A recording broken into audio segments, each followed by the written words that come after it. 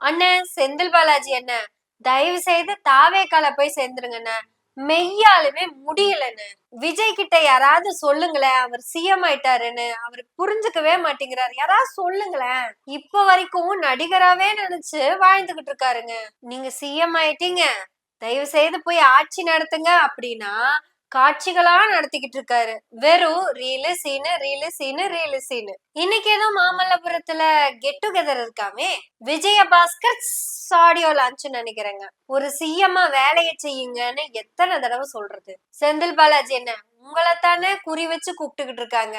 கரூர் பிரச்சனையில ஆரம்பிச்சதுன்னு செந்தில் பாலாஜி செந்தில் பாலாஜி செந்தில் பாலாஜின்னு மொத்த தாவேக்காக்கும் செந்தில் பாலாஜி அப்படிங்கிற முகம்தான் அவங்கள ஆட்சியிலே உட்கார வச்சிருக்கு. அண்ணாமலையின் ஆதரவாளர். யாரோட ஆதரவு? அண்ணாமலையின் ஆதரவாளர். அட, அண்ணாமலையே தாவேக்காவினுடைய ஆதரவாளர் தான் சொன்னா யாருக்கு புரியுது? அண்ணாமலையின் ஆதரவாளர், தாவேக்காவின் ஆதரவாளர், திமுகக்கு வேண்டி வேலை பாக்குறாராமா. அட, அண்ணாமலையோட ஆதரவாளர்ன்றாலே அது திமுகவுடைய எதிர்ப்பாளர் தான். இந்த வேம்புன்னு ஒரு தம்பி இருக்கா அப்படியே, அந்த தம்பி, அதுதாங்க ஸ்ரீதர் வேம்பு அப்படின்னு சொல்லிக்குவாங்க. அந்த தம்பியும் திமுக எதிர்ப்பாளர் தான். அதெல்லாம் பிளட்லயே ஊர்னது. அத பத்தி நம்ம பேச வேண்டியது இல்ல. இப்படி திமுக எதிர்ப்பாளர்கள்லாம் திமுகக்கு நல்லது பண்றதுக்காக வேலை பாக்குறாங்களாமா. இத நாங்கெல்லாம் நம்பிடுவோங்கிறதையும் இந்த ஆட்சி நம்பிக்கிட்டு இருக்குது. யோசிச்சு பாருங்க, இவங்க எம்எல்ஏ கிட்ட யாரோ 35 கோடி ரூபாய் தரதா பேரம் பேசினாங்களாமா. அத கண்டுபிடிச்ச உடனேயும் தமிழ்நாடு காவல்துறை இந்த 2 மாசத்துல 8 ஆணவ படுகொலைகள் நடந்திருக்குது. சாரி, அது ஆணவ படுகொலை இல்ல. இப்ப தாட்சிப்படி அது காதல் விவகார கொலை, அது தனிப்பட்ட ஏதோ கொலை, அப்புறம் பெண்கள் அப்படி ஏதோ கொலை. ஆனா ஆணவ கொலை கிடையாது. அது இத பத்தி எல்லாம் பேசுறதுக்கு தமிழ்நாட்டுல சிஎம் இல்ல. ஒரு மினிஸ்டரும் இப்ப தமிழ்நாட்டுல இல்லைங்க. இந்த கரண்ட் துறை மந்திரி ஒருத்தர் இருக்காருங்க, கரண்ட் துறை மந்திரி. அவரு கரண்ட்டுக்கே வரமாட்டாருங்க. அவரு இப்பவும் திமுக எதிராக தான் கேன்வாஸ் பண்ணிக்கிட்டு இருக்காரு. ஆட, அவரு மட்டும் இல்லைங்க, மொத்த கட்சியுமே திமுக எதிராக தான் கேன்வாஸ் பண்ணிக்கிட்டு இருக்குது. அதனாலதான் உங்ககிட்ட கெஞ்சி கெஞ்சி கேட்டுக்கிட்டு இருக்கோம் நடிகர் விஜய் அவர்களே. நீங்க தாவேக்கா அப்படிங்கிற ஒரு கட்சி ஆரம்பிச்சு 2.5 வருஷம் ஆச்சு, மறந்துட்டீங்களா? நீங்க அந்த கட்சி ஆரம்பிச்சு நீங்க ஜெயிச்ச ஆட்சிக்கு வர்றதுக்குள்ள ஒரு 50-60 பேத்துக்கு மேல இறந்து போனாங்க. அதுவும் மறந்துட்டீங்களா? அப்புறம் நீங்க ஜெயிச்சிட்டீங்கிறதாவது உங்களுக்கு ஞாபகம் இருக்கா இல்லையா? அப்புறம் 4ஆம் தேதியில இருந்து 10ஆம் தேதி வரைக்கும் நாய்ப்படாத பாடுபட்டுதான் நீங்க சிஎம் ஆனீங்க. அது ஞாபகம் இருக்கா? இப்படி இதெல்லாம் நடந்ததெல்லாம் உங்களுக்கு ஞாபகம் இருக்கு அப்படின்னாலும் அதுக்கப்புறமும் நீங்க திமுக திமுக திமுகன்னு பேசுறதுக்கு நீங்க ஆட்சிக்கு வராம கட்சி ஆரம்பிச்ச மாதிரியே இருந்திருக்கலாமே. யாராவது சொல்லுங்கப்பா அவர்கிட்ட, அவர் சிஎம் ஆயிட்டாரு, சிஎம்முக்கான வேலைய பார்க்க சொல்லுங்கப்பா. இந்த புதுசா ரியல் எஸ்டேட் ஆரம்பிச்ச புரோக்கர் இருப்பாங்க பாத்தீங்களா, யாரோ ஒரு கஸ்டமரு அவர்கிட்ட ஒரு டாக்குமெண்ட கொடுத்துருவாங்க, அவ்வளவுதாங்க. மொத்த இந்தியாவே ஏதோ அவர் கையில தூக்கி கொடுத்த மாதிரி இப்படி எடுத்து புடிச்சுக்குவாரு. தமிழ்நாடு சிஎம் பார்த்தா ரியல் எஸ்டேட் புரோக்கர் மாதிரியே தாங்க இருக்குது. இப்படியே தான் பாத்துக்கிட்டு இருக்காரு. ஹலோ, புதுசா வந்த புரோக்கர், பழைய புரோக்கர் எல்லாம் கிடையாது. இப்படியே ஃபைல பாத்துக்கிட்டு இருக்காருங்க. இதை தாண்டி ஒண்ணுமே பண்ண மாட்டேங்கிறாரு. அப்புறம் தலை நிமிர்ந்து யார் அந்த ஃபைல கொடுத்தாங்களோ அவங்களை எல்லாம் பாத்துட்டு இருப்பாரு. அதுக்கப்புறம் என்ன பண்ணுவாருன்னா, இவரு சொன்ன திமுகவுடைய கல்லாப்பெட்டி கூட்டணி இருக்குல்லங்க, அந்த கல்லாப்பெட்டி கூட்டணிக்கெல்லாம் இவரு சோஃபாவை அனுப்பி இவரு பக்கம் கூப்பிட்டுக்கிட்டு இருப்பாரு. இப்ப அதுக்கு பேரு சோஃபா பெட்டி கூட்டணின்னு வச்சுக்கலாங்களா? இன்னைக்கு வரைக்கும் ஒரு முதலமைச்சரா என்ன பண்ணணும்னு தெரியல, என்ன வேலை பார்க்கணும்னு தெரியல, என்ன பேசணும்னு தெரியல, எங்க எப்படி பேசணும்னு தெரியல. இன்னைக்கு சொகுசு விடுதிக்கு போயிருக்கிறாங்க, 5-6 சொகுசு ஆட்களை கூப்பிட்டு. அந்த விஜயபாஸ்கரும் மற்ற ஆட்களும் சேர்ந்து தாவேக்காவினுடைய அந்த ஆகப்பெரும் கொள்கை சித்தாந்தத்தை புரிஞ்சுக்கிட்டு, அதாவது கொள்கை எதிரி பாஜக, அரசியல் எதிரி திமுக அப்படிங்கறதெல்லாம் ஏத்துக்கிட்டு, பிறப்புக்கும் எல்லா உயிருக்கும் அப்படிங்கிற அந்த உயிர் கருத்தை உள்வாங்கிக்கிட்டு, கொள்கை தலைவர்களான 5 பேத்தையும் அப்படியே மனசுக்குள்ள வாங்கிக்கிட்டு, சரி சரி சரி சரி பெரியார்கிட்ட இருந்து ஒரு விஷயத்த மட்டும் வாங்கல, கடவுள் மறுப்பு, மத்த எல்லாத்தையும் அவர்கிட்ட இருந்து வாங்கி வச்சுக்கிட்டாங்க. அப்படி எதையெல்லாம் அவங்க வாங்கி வச்சுக்கிட்டாங்களோ அதையெல்லாம் அவங்க டிஸ்ட்ரிபியூட் பண்ண போறாங்க மாமல்லபுரத்துல வச்சுக்கிட்டு.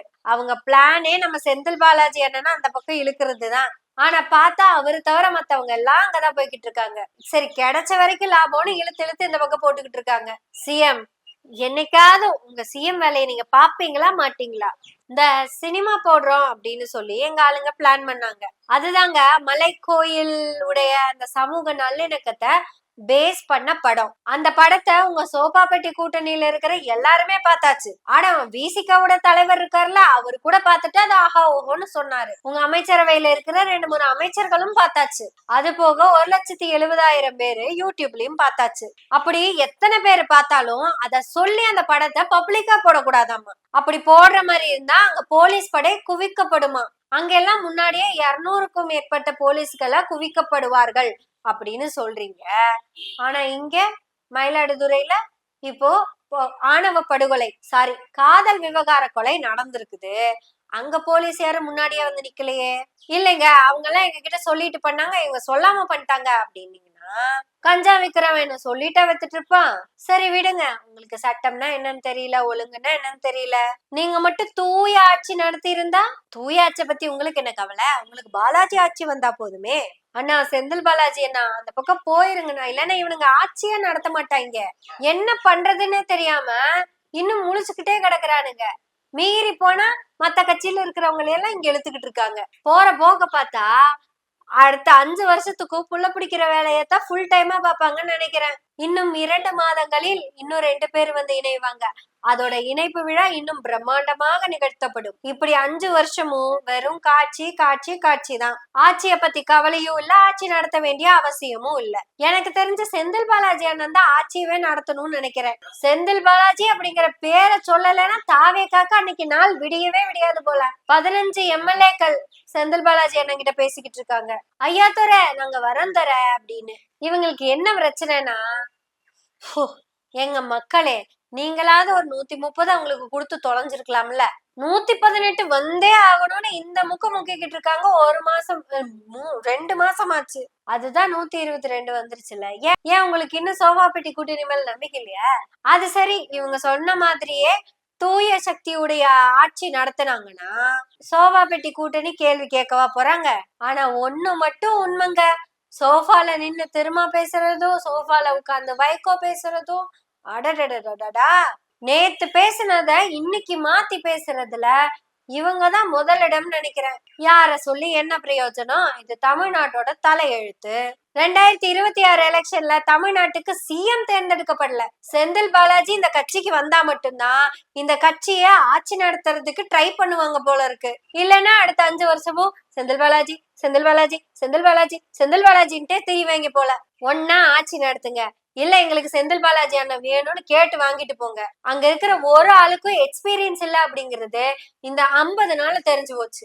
இந்த லட்சணத்துலதான் சிஎம் சொல்றாரு, எங்களுக்கு அனுபவம் எல்லாம் இல்லைங்க, ஊழல் பண்றதுல எங்களுக்கு அனுபவம் இல்லை. இப்ப நீங்க பண்ணிக்கிட்டு இருக்கிறதுக்கு பேரு தாங்க ஊழல். எம்எல்ஏக்கள் வந்தா விஜயே மாலை போட்டு வரவேற்பாரு. முன்னாள் எம்எல்ஏக்கள் யாராவது வந்து சேர்ற மாதிரி இருந்தா அது புசி ஆனந்த் கிட்ட போய் சேர்ந்துக்க வேண்டியதான். சரி, இவங்களை எல்லாம் இங்க கூப்பிட்டு உட்கார வச்சு தாவேகா ஆட்சி நடத்த போறீங்களா இல்ல அதிமுக ஆட்சி நடத்த போறீங்களா?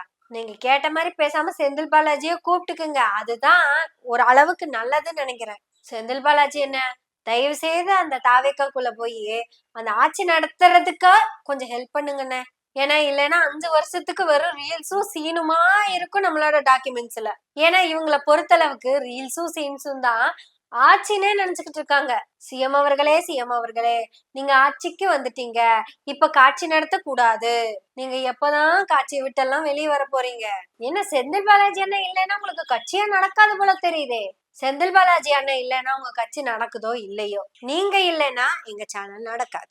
ஏன்னா சேனலுடைய அல்காரிதம் ரொம்ப கம்மியா இருக்கு. சப்ஸ்கிரைப் பண்ணி அந்த பெல் பட்டனை அழுத்தி வச்சிருந்தாலும் யாருக்கும் சேனல் காட்ட மாட்டேங்குது. அதனால நீங்க எந்த சேனலா இருந்தாலும் டைப் பண்ணி, இப்ப எனவே பேசுவோம் டைப் பண்ணி நம்ம சேனலுக்குள்ள போய் போடுற வீடியோஸை பாருங்க. கண்டிப்பா காலையில ஒரு வீடியோவும் ஈவினிங் ஒரு வீடியோவும் போட்டுட்டு தான் இருக்கும். சோ கொஞ்ச நாளுக்கு சேனலுக்குள்ள வந்து வீடியோவை பாருங்க.